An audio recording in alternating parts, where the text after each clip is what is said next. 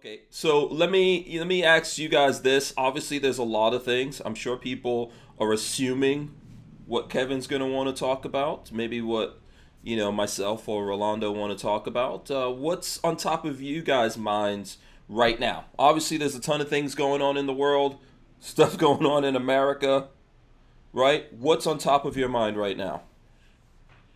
Go ahead, Rolando. Uh, well, it's definitely what's been going on in Minneapolis with George Floyd and his murder. Hmm. I think that really goes without saying. I've been watching KD this week really talk about it, and Hmm. and I don't think that there's anything that I can say that he has not really explained and verbalized Hmm. that we can feel, especially the emotion behind it. And again, that's where the facts and the emotions, you can feel both things. Hmm. So this is really a situation that it saddened me, not only because of his murder, but really the reactions that we've seen from not just the Second Amendment community, but the same things that we always see from the media, the politicians, Hmm. and people trying to take advantage of what's a tragic situation, and really muddying the waters with everything like that. And I think that's really what makes things very painful in this situation, seeing all of that, Hmm. more than anything else, at least for me. And I know my wife, uh, she's been really bothered by this as well. So Okay. What's the thing that bothers you guys the most? Like, what is it? Is it looking at that video? What is it that bothers you? Is it reaction from people around you or people at work? Like, I'm just trying to, figure out exactly what it is. What's the button that gets pushed there? Rolando, you can keep going. oh, well, okay. Uh, Obviously, when I first saw it, Mm-hmm. I felt anger and rage to see, an American citizen just being murdered by an enemy of the state, and seeing his, fellow officers basically turning, well, not basically, they were turning a blind eye. Mm-hmm. And, they were, while this man is pleading for his life, his life is, he's losing his life there. He calls out for his mother, Mm-hmm. which for a grown man to do is, that's just something that hits you, especially as another man. You always know Mm-hmm. that, in your time of need, you do call out for your mother. KD's talked about that, and that's just something that really, that's the first thing that hit me emotionally. Mm-hmm. And then obviously the either the crowd not being able to do anything or not doing anything. Mm-hmm. But never being witness to that, I don't know. I really would like to think that I would have helped, but you never know Mm-hmm. when you're there. And then obviously everything that's happened afterwards is just exacerbated things. Yeah, yeah. By the way, I think Michael's. Let me see. I think we got him. Let's see if Yep. we can. Yeah, it looks like we got him here. I'll throw us all into the mix. What's up, Michael? Hey, what's going on, man? Sorry for the confusion. I don't know what was going on with this It's all connection. good. Was like knocking. It's all Hopefully good. you Okay, can that huge window behind you is gonna kind of mess up the light. I don't know if there's any way to hear. either throw Let me some light on more light on your face. Okay, so while he's getting set up here, the reason why I'm trying to figure out exactly why I don't want to speak for Kevin. Um, Really, we've had these conversations before, Kevin, right? Right. And we're a little bit older than these two gentlemen that are here. So I'm just really trying to figure out how people coming into the space that we're in right now as gun guys are looking at this thing. How are younger people looking at this, and how is it going through their brain? Is it the same thing as us? Is it different? Are we jaded, Kevin, because we've been here before? Exactly how does it feel when you look at it from a generational point of view? All right. You want to let Mike answer that from the Yeah, yeah, younger man Mike. point of view? If you wanna chime in, we're talking about obviously what a George lot of Floyd. people are talking about nowadays. George Floyd, the murder of him by the police officer in Minneapolis, as well as all the riots and everything going on. I mean, there's other riots going on around the country right now. We had that Sure. paramedic as well that they did a no-knock raid on her place. Yeah. And I really want to figure this out. From my point of view, I can see lots of gun people. Most gun people are not happy with this, but I want to know how the younger gun folks out there feel about it before Kevin and I jump in. Well, from my generation point of view, like again, we talked about this before. I feel like my way of thinking is a little bit different, but I try to keep, personally, I try to keep a lot of that energy. I don't try to take in too much of that because I feel like it's a bad thing. But looking at that and looking at everything else that's going around and just in the country right now, it's definitely hard, and it definitely makes us think. Just as young folks, it makes us think. Twice about even just how you deal with police and your interactions with law enforcement and anyone of authority to you. It definitely makes us look at them differently, but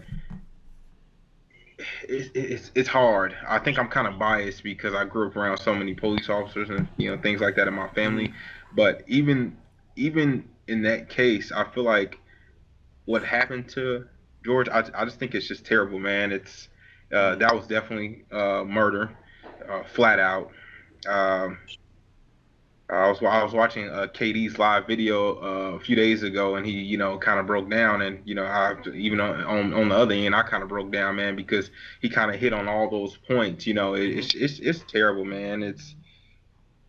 Does it is it compounded for you because so many police officers? Does that make it more difficult? And the people who are in your family that are police officers, have you communicated with any of them about this? Oh yeah, those are the first people I actually talk to because they look at it, and even my family, because it doesn't matter. Even them, they agree that's murder. That was wrong. It was flat out wrong. I feel like it was so many different things. I like to get their point of view, one, because for one, they're African American, almost 90% of them, and two, they're police officers. So, and they have that, and their job is hard.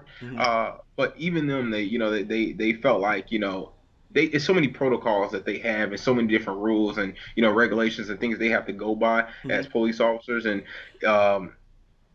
it was so many rules that were broken and so many things that he could have done differently because it is his job to protect and serve the community. I feel like he did not have the protection. The protection part went completely out his window.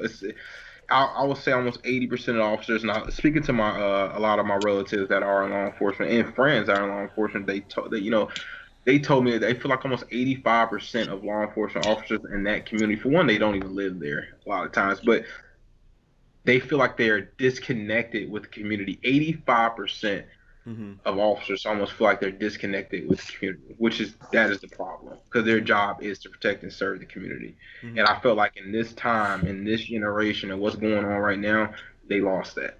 Yeah. Well, it's kind of, and anyone could feel free to jump in here. The protect and serve part of it, as we all know, and I'm sure lots of people out there are thinking, that's kind of like a urban legend or a myth, right? They don't really have an obligation to protect and serve, so we kind of have to ask, like, what actually is the job going on here? But the part that I just want to get into this, a lot of times when things happen, people like this, when something happens and it's related to police officers, a lot of people tend to think that most police officers looking at that don't care about that. And I'm just going to say I don't really think that's true.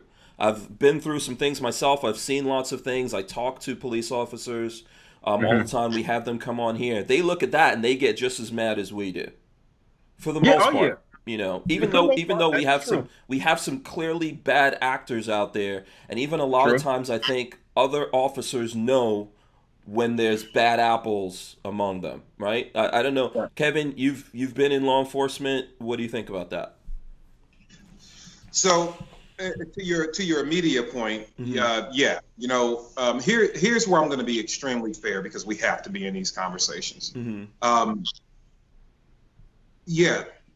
job is what the job is, and can you always help who went through your academy class with you? Can you help who you get assigned to? Can you help who you work with? You cannot. All those things are out of your control. And can you, and most of the other individuals that are getting in those cars every day, have the best intention? Yes. Might you still make a mistake even with the best intentions? I think we all do. I think that's a human thing.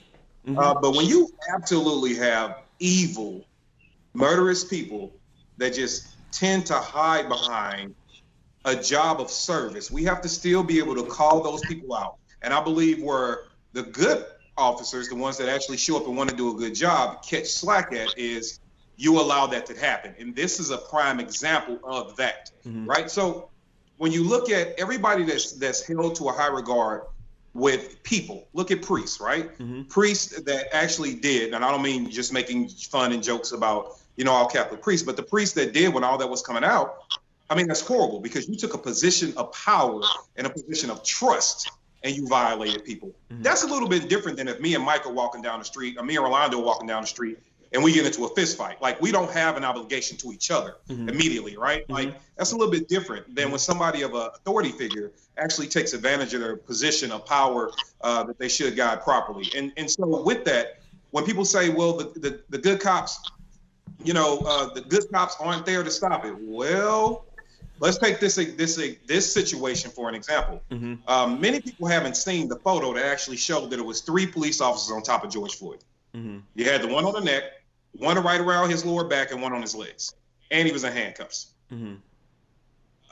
Here's the thing, and I said this on my live, if I'm being totally honest, my job was to deal with detainees. That is what I did. I went hands-on more times than I can count. I guarantee you I went hands-on more time than your average patrol officer. Flat out. I went hands-on. Can you get upset in your course of duty? And even when I was working in the public sphere, arresting people, can you get upset in the course of your duty, your job? Yes. It is a human thing. You can get upset. Let me be very honest. You can only be so many MFers. You can only hear, I'm going to kill you so many times. Yeah, sometimes you have a bad day and you react. But here's the thing. If I'm ever in a situation where I'm on top of somebody who's under control and I'm going overboard, my coworkers are tapping me saying that's enough. My coworkers are grabbing me saying that's enough. Same thing with them. If I see, because my job is not just to protect the public, even though that should be what I'm out there to do first, I also need to protect you from yourself. Yo, man, we're done. That's enough. Stop it. Get off his neck. Don't hit him again, whatever the situation may be. Isn't that the point of a team? Exactly. Isn't this why you have a team? Team members should be strong. Right. It's different. And I tell people all the time, man, look, if I get somebody coming in and they like, I'm on so many MFers and they lay hands on me, I'm probably going to black out and go ham on them, right? Although I know what I'm doing.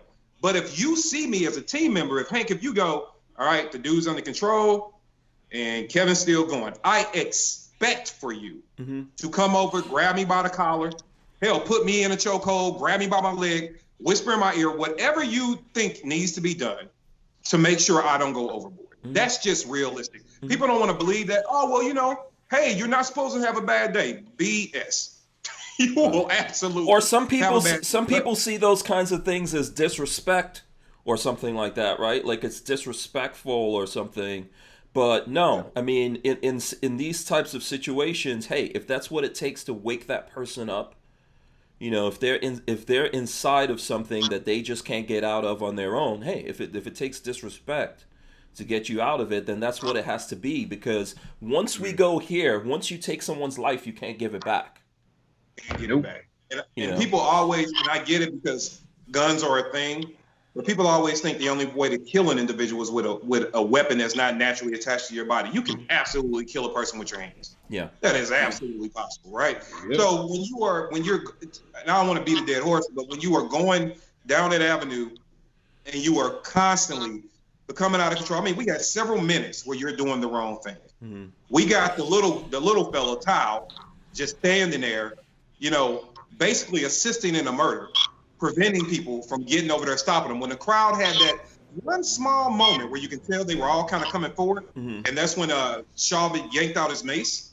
The guy that was on his neck yanked out his mace, and then the crowd immediately stood back because from their position, if they do something, they're probably going to get shot. That's probably what they're thinking, right? So you can't win for losing, but when you got 3 other people that were sworn to protect that are in immediate area, and they still allow that man to be murdered in front of them, tell me how the community at large is going to trust what good cop. If I get you by yourself, yeah. But if the bad cop shows up, if you are taking the back seat to him, then brother, you're no help. You're absolutely no help. Yeah. Make sure to check out hankstrange.com. You can sign up for our email list and find ways to follow and support our efforts.